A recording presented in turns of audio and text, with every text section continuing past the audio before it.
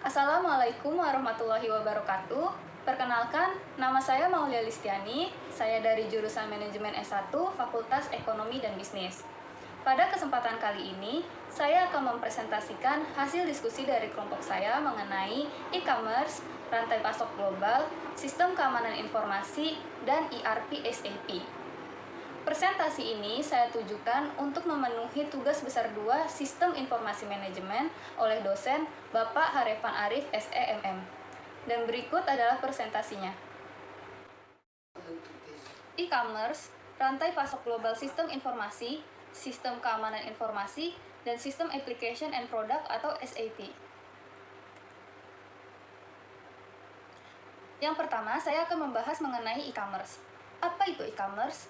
E-commerce merupakan bagian dari e-bisnis yang berbentuk aktivitas perdagangan atau kegiatan jual beli barang dan jasa yang dilakukan secara elektronik atau melalui internet. E-commerce dapat memungkinkan transaksi komersial yang melintasi batas-batas budaya dan negara, di mana tingkat kenyamanannya akan jauh lebih tinggi dan biayanya pun akan jauh lebih efektif daripada dalam suatu sistem perdagangan tradisional. Jenis-jenis e-commerce. E-commerce memiliki berbagai macam sistem perdagangan, di antaranya yaitu yang pertama ada business to business atau B2B. B2B melibatkan penjualan barang dan jasa yang dilakukan oleh dua pihak yang memiliki kepentingan bisnis, di mana pada umumnya B2B menjual barang-barang dalam jumlah yang banyak. Kemudian yang kedua ada business to consumer atau B2C. B2C melibatkan produk retail dan layanan kepada pembeli, di mana hal ini dilakukan oleh pelaku bisnis dengan konsumen akhir. Yang ketiga ada consumer to consumer atau C2C. C2C melibatkan transaksi antara konsumen yang menjadi penjual dengan konsumen yang menjadi pembeli. Pada C2C, umumnya barang yang dijual adalah barang bekas atau barang lelang. Yang keempat ada consumer to business atau C2B. C2B merupakan kebalikan dari B2C, di mana konsumen akan menyediakan produk yang dibutuhkan oleh perusahaan. Kemudian yang kelima ada business to administration atau B2A. B2A merupakan proses transaksi yang dilakukan oleh perusahaan dengan pemerintah. Contohnya yaitu administrasi, perpajakan, dan lain-lain. Kemudian yang keenam ada consumer to administration atau C2A. C2A merupakan proses transaksi yang dilakukan oleh individu dengan pemerintah. Hal ini bertujuan untuk meningkatkan efisiensi layanan publik yang dilakukan oleh pemerintah. Kemudian yang ketujuh ada online to offline atau O2O. O2O melibatkan aktivitas pemesanan secara online dan pengambilan barang secara offline. O2O bertujuan untuk meningkatkan kesadaran individu pada layanan digital atau layanan elektronik. Selanjutnya saya akan membahas mengenai rantai pasok global. Rantai pasokan global dapat diartikan bahwa semakin banyaknya perusahaan yang memasuki pasar internasional, di mana dalam hal ini perusahaan melakukan alih daya operasional manufaktur dan memperoleh pasukan dari negara-negara lainnya. Dalam hal ini, terdapat kompleksitas tambahan dan tantangan dalam pengelolaannya. Rantai pasok global umumnya akan terbentang jarak geografis yang lebih besar dan memiliki perbedaan waktu, sebab mempunyai partisipan dari berbagai negara yang berbeda. Sehingga dalam hal ini, manajemen rantai pasokan perlu mencerminkan perbedaan budaya dan regulasi pemerintah luar negeri.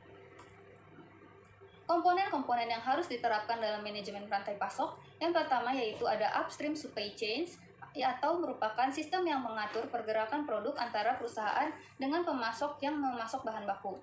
Yang kedua ada rantai pasok hilir, yang merupakan pendistribusian produk dari perusahaan ke konsumen, di mana dilakukan oleh perusahaan sendiri tanpa menggunakan jasa pemasok barang. Lalu yang ketiga ada rantai pasok internal, yang merupakan sistem manajemen yang menangani pengelolaan ketersediaan bahan baku, pasokan bahan baku, dan proses manufaktur. Selanjutnya, saya akan membahas mengenai keamanan sistem informasi. Keamanan sistem informasi merupakan suatu kebijakan yang digunakan untuk mencegah akses tidak sah, perubahan program, pencurian, peretasan maupun kerusakan fisik pada sistem informasi. Keamanan sistem informasi manajemen dibangun untuk mencapai 3 tujuan, diantaranya yaitu yang pertama ada kerahasiaan, di mana setiap perusahaan wajib mencari cara agar dapat melindungi data dan semua informasinya dari pihak yang berkepentingan. Sistem informasi yang perlu diperhatikan yaitu sistem informasi eksekutif, sistem informasi sumber daya manusia, dan sistem pengolahan transaksi. Yang kedua ada ketersediaan, di mana infrastruktur informasi perusahaan bertujuan agar data dan informasi perusahaan tersedia bagi pihak-pihak yang berkepentingan. Selain itu, hal ini penting bagi MIS, DSS, dan sistem informasi organisasi. Yang ketiga yaitu integritas, di mana seluruh sistem informasi harus memberikan dan menyediakan gambaran yang kuat mengenai sistem fisik yang mereka wakili. Teknologi keamanan sistem informasi. Yang pertama ada manajemen identitas dan autentikasi.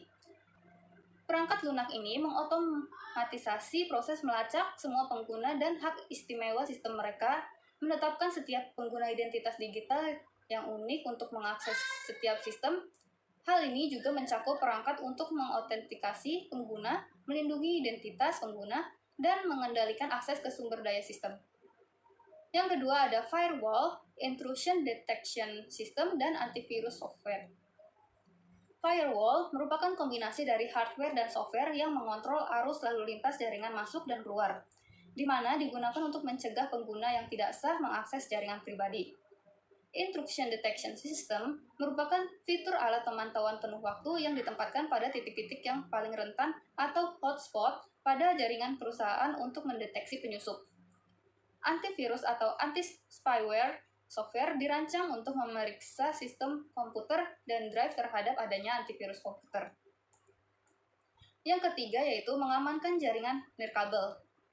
WEP menyediakan berbagai margin keamanan jika pengguna Wi-Fi mengaktifkannya. Dalam hal ini, perusahaan dapat lebih meningkatkan keamanan Wi-Fi-nya dengan menggunakan VPN saat mengakses data internal perusahaan. Yang keempat yaitu enskripsi dan infrastruktur kunci publik. Enskripsi merupakan proses transformasi teks biasa atau data ke dalam teks cipher yang tidak dapat dibaca oleh orang lain selain pengirim dan penerima. Sistem enskripsi kunci publik dapat mengunci data yang dikirim dan membuka kunci data saat diterima oleh penerima. Yang ketiga yaitu memastikan sistem ketersediaan dan kualitas software. Kualitas dan kemampuan sistem perusahaan dapat ditingkatkan dengan pengujian yang ketat metrik perangkat lunak. Selain itu, perusahaan perlu mengambil langkah-langkah tambahan untuk memastikan bahwa sistem dan aplikasinya selalu tersedia. Selanjutnya, saya akan membahas mengenai ERP dan SAP. ERP atau Enterprise Resource Planning merupakan sebuah tools atau sistem perangkat lunak terintegrasi yang digunakan oleh organisasi atau perusahaan untuk mengelola aktivitas operasionalnya sehari-hari, seperti perencanaan, produksi, penjualan, pemasaran, distribusi, akuntansi, manajemen keuangan, manajemen sumber daya manusia, manajemen proyek, manajemen persediaan, pelayanan dan pemeliharaan aset, transportasi barang dan e-bisnis atau penjualan online. SAP atau System Application and Product in Data Processing. SAP merupakan suatu software ERP yang dikembangkan untuk mendukung perusahaan dalam menjalankan aktivitas bisnisnya agar menjadi lebih efektif dan efisien. SAP dianggap sebagai software yang sangat berguna karena memiliki banyak elemen yang berkaitan dengan kegiatan operasional bisnis suatu perusahaan. Dalam penerapannya, SAP memiliki keuntungan diantaranya yaitu yang pertama, mempercepat kegiatan bisnis perusahaan, di mana SAP memungkinkan seluruh data dapat terintegrasi dengan baik di berbagai database dan dapat mengetahui respon pasar dengan cepat. Yang kedua yaitu meningkatkan konsistensi kegiatan operasional bisnis, di mana SAP dapat memeriksa apakah SOP yang diterapkan dapat dilaksanakan dengan baik atau belum, serta dapat mengurangi kesalahan manufaktur karena kesalahan manusia. Yang ketiga yaitu meningkatkan kualitas bisnis dengan meningkatkan kualitas informasi. SAP dapat menyajikan informasi secara real-time sehingga keakuratannya tidak perlu diragukan lagi. Selain itu, SAP juga menyediakan alat analisis yang dapat digunakan untuk membaca data yang didapatkan tersebut. Selain memiliki keuntungan, penerapan SAP juga memiliki kelemahan. Di antaranya yaitu, yang pertama, biayanya yang relatif mahal. Pengimplementasian SAP mahal karena perusahaan harus membeli software dan hardware yang diperlukan untuk menjalankan program di seluruh perusahaannya, serta melakukan pemeliharaan perangkat lunak dan melakukan peningkatan software secara berkala. Yang kedua yaitu penerapannya yang cukup rumit. SAP memiliki kompleksitas yang dapat membuat seseorang memerlukan waktu untuk dapat terbiasa dengan software tersebut. Yang ketiga yaitu memerlukan SDM yang berkualitas. di mana SAP membutuhkan sumber daya manusia yang mumpuni untuk dapat memasukkan data secara akurat dan cepat. Modul-modul yang digunakan pada SAP. SAP terdiri dari beberapa fitur atau modul yang mempunyai kemampuan mendukung semua transaksi yang diperlukan oleh suatu perusahaan. Dan masing-masing dari modul tersebut saling berhubungan satu dengan yang lainnya. Yang pertama ada modul Financial Accounting atau FI. Modul Financial Accounting merupakan modul SAP yang digunakan untuk penawaran dalam mengelola transaksi keuangan di dalam suatu perusahaan. Modul Financial Accounting berfungsi untuk mengelola dan mencatat seluruh transaksi keuangan yang ada di dalam perusahaan dengan tujuan akhir yaitu menghasilkan laporan keuangan yang akurat pada akhir periode. Implementasi SAP membantu untuk mengkonsolidasikan data untuk transaksi bisnis yang berbeda dan persyaratan hukum. Modul Financial Accounting membantu seseorang untuk mendapatkan posisi keuangan perusahaan secara real-time di pasar. Yang kedua yaitu modul Controlling atau CO. Modul Controlling merupakan modul SAP yang mendukung proses perencanaan, pelaksanaan, pelaporan, dan pemantauan operasi bisnis. Modul Controlling lebih banyak membahas mengenai hal-hal internal akuntansi seperti biaya produksi, cost center, profit center, dan lainnya. Terdapat 4 fungsi dari modul Controlling yang dapat mendukung kegiatan operasional perusahaan. Di antaranya yaitu pengendalian capital investment, pengendalian aktivitas keuangan perusahaan, memonitor dan merencanakan pembayaran, pengendalian pendanaan terhadap proses pengadaan dan penggunaan dana setiap area, dan penggunaan biaya dan profit berdasarkan semua aktivitas perusahaan. Yang ketiga ada modul Sales and Distribution atau ST. Modul Sales and Distribution merupakan modul SAP yang dapat membantu perusahaan dalam pengendalian dan manajemen inventaris, di mana modul ini digunakan oleh perusahaan untuk mendukung kegiatan yang mencakup data master, dukungan penjualan, pengiriman dan transportasi, penagihan, manajemen kredit, sistem informasi penjualan, dan yang lain sebagainya.